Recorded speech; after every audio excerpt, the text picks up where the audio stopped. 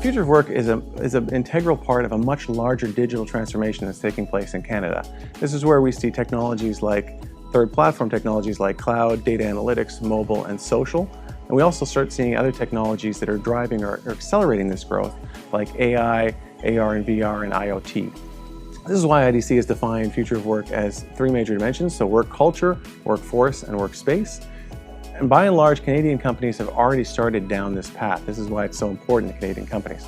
So we've seen Canadian companies focus on retaining employees or growing the employees within their workforce, or say motivating their employees through different metrics and different means. We're also seeing companies focus on, say, automation.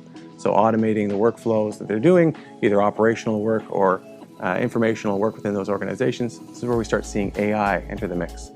We also look at companies too in Canada that have focused on actually changing the way their actual organization is done from the confines of the actual organization. So looking at, say, inclusion for their employees, or focusing on other areas like, say, collaboration within the work environment.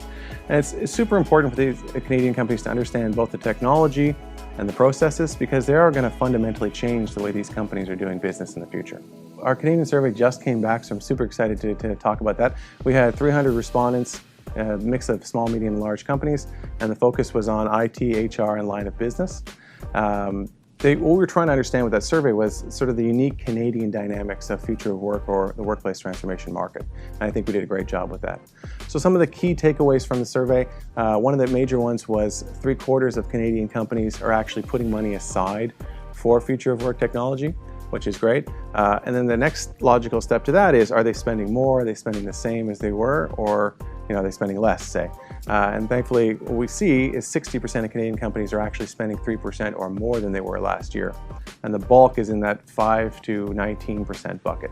So a large increase for some companies, and some companies we're seeing a 20 to 49% increase, so even larger increase, and that's where they're actually retrofitting and changing things within the organization.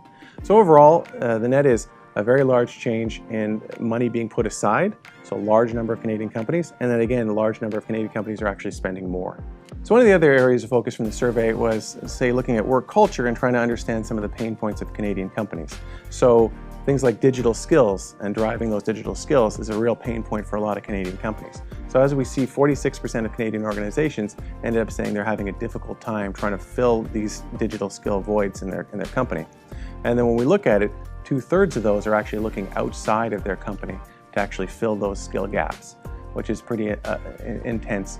So that's telling us that they're either hiring net new employees, or beyond that, they're filling in the gaps with gig workers or part-time contract workers. So there's going to be a large focus on talent acquisition, and then of course talent management too, because the 1/3 is actually reskilling their workforce to try and fill those gaps.